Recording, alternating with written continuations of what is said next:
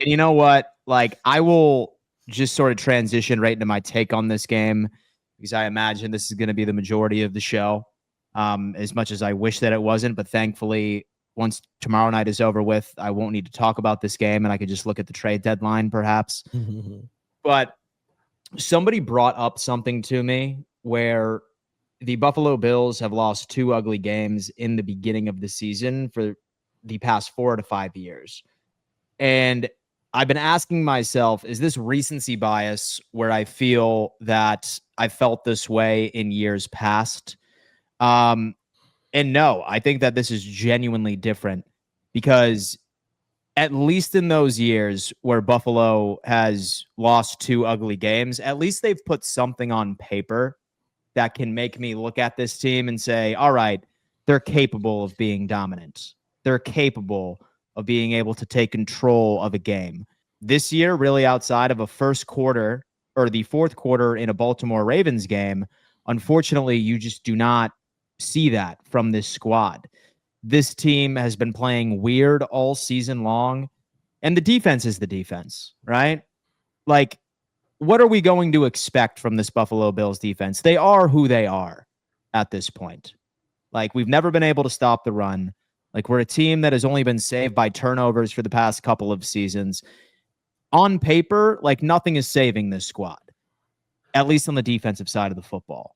So when I hear people say, oh, no, like, we need to go out and make a trade for a new DB and or a safety, and that's going to solve all of our issues, it's not, dude. It's not. Like, this everybody eats mentality right over in Buffalo, as far as like not having like a consistent separator. Last year, I'm convinced the only reason that it worked is because, number one, we had a great run game with James Cook, who, by the way, for the past 2 weeks has not been utilized. I have no idea why, like, we're not making him like the game plan, especially when you see the only time that Buffalo even looked somewhat competent offensively last night was when James Cook got a lot of touches. But half of the reason why we were able to get away with virtually the exact same wide receiving core as last year was because no defensive coordinator really understood where we were going with the ball at any given moment. Now that a full year of tape is out there, they figured it out. They have understood some of the tendencies going around with this offense, where Josh likes to look for one specific guy or one type of role player situationally. And it's a problem, right? It really, really is. So when I look at what can save this team, what could switch the momentum for this team at the trade deadline, is going out and making a move like we did last offseason. Well, excuse me, last season when we brought in Amari Cooper. Not because he was some game wrecker for this offense, but because he was a guy that defensive coordinators had to plan against, somebody that actually struck fear in their hearts. And we just don't have that guy. Like, when I see Josh Allen out there bumming it out, and he had a terrible game last week, or last night, excuse me. He had an awful game, so the week before. And people are going to go out and have the audacity of saying that it's, oh man, like, what happened to our offensive line? The difference between a bad offensive line, an average offensive line, and an elite offensive line is 1 full second. 0.5 seconds determines the difference between all three of those. And Josh is all the protection in the world.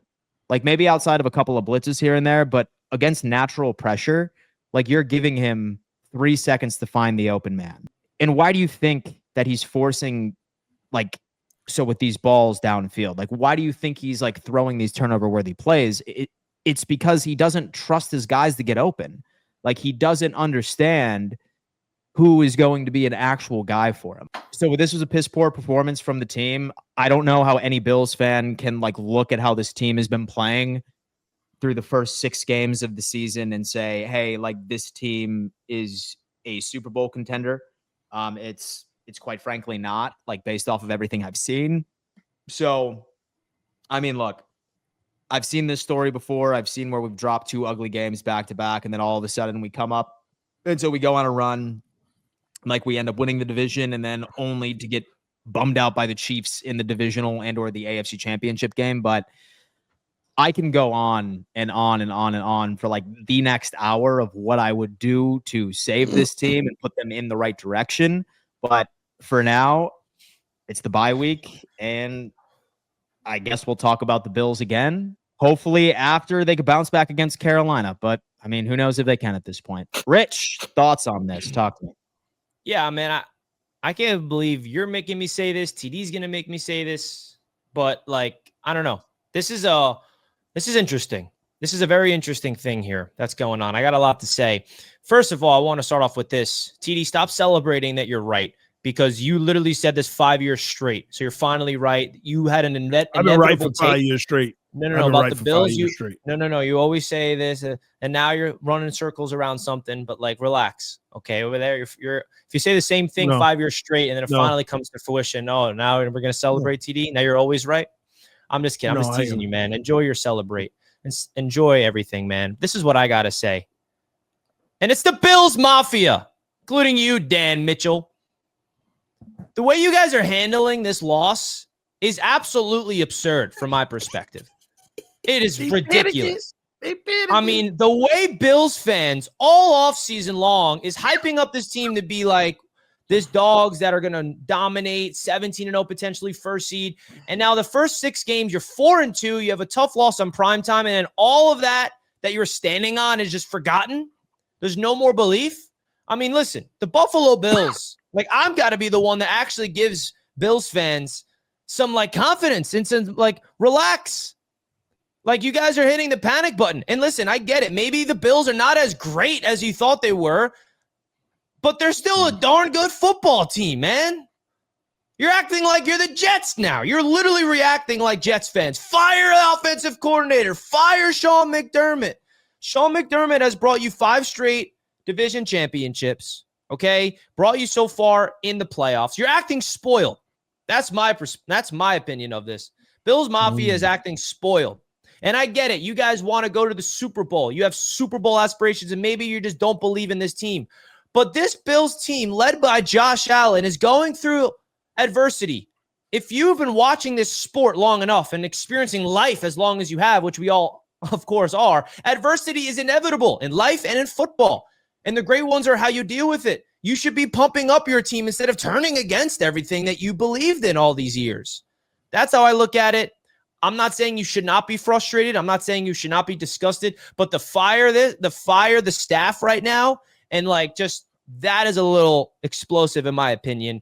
You know, the reality of the game last night was not your defense. No. Everybody's blaming the Bills defense. I'm seeing Bills fans blaming their defense. It was not your defense at all, dude.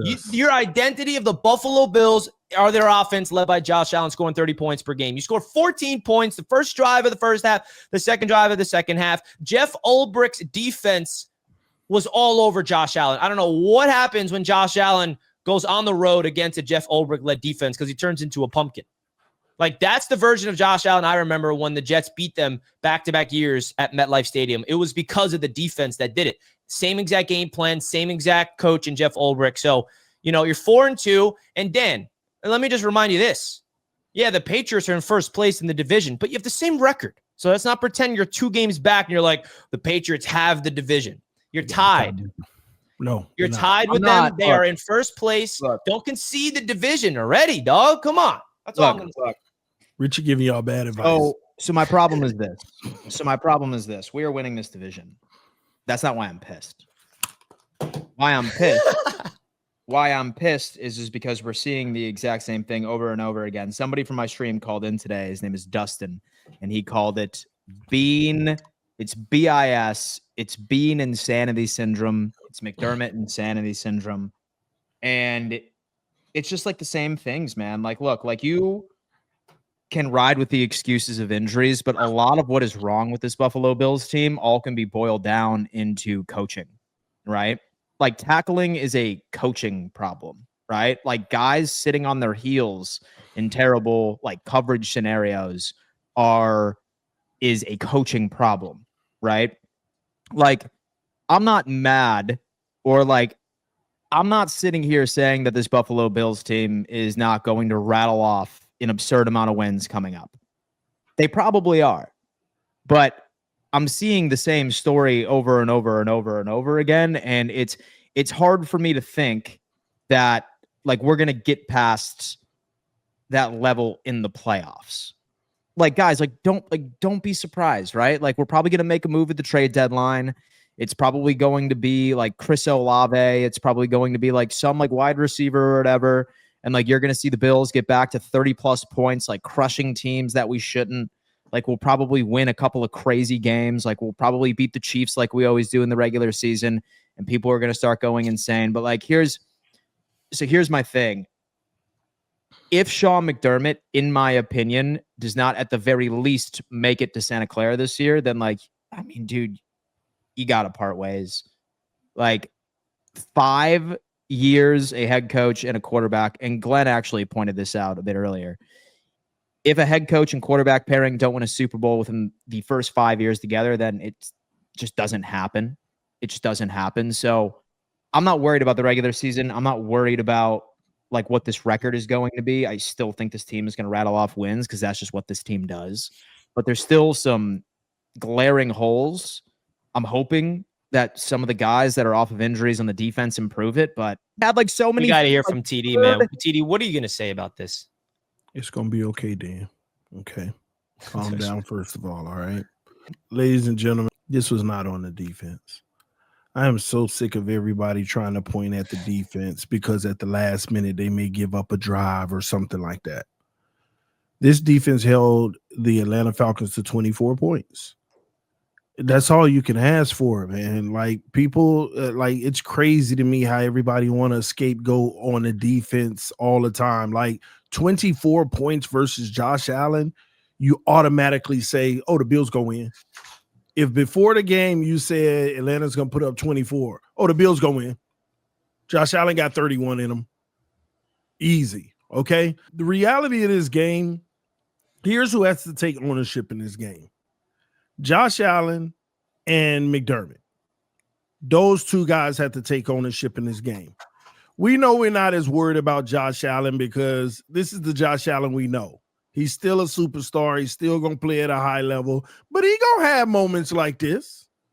He did a great job last year not having them, which was shocking. That's why he won the MVP. But he's going to have moments like this. But Josh got to be smarter. Even in a loss, I mean, don't take the unnecessary chances. And guess what? If you don't turn the ball over 2 times, your team had a way better chance to win. So he got to own a piece of that. First off, okay? But McDermott, man, it's time to hold this guy accountable. Like, he's a good coach, but he might be that version of what I keep telling y'all about good enough not to be good enough. And it's a great time to remind you of our proud partner today, and that just so happens to be Sleeper. Folks, Sleeper is the #1 player prop platform on the market today. It's a very simple process. You pick anywhere between 2 to 6 players in your player prop parlay. As long as you accurately predict them going over or under their lines, you could be a massive winner all the way up to 1,000x your overall return. Just signing up, folks, you get $20, all right? Free money. And if you decide to put down some additional cash, they're matching it 100% all the way up to $100. Terms and conditions apply, and obviously always play responsibly. Shout out to Sleeper for being a proud partner of this network.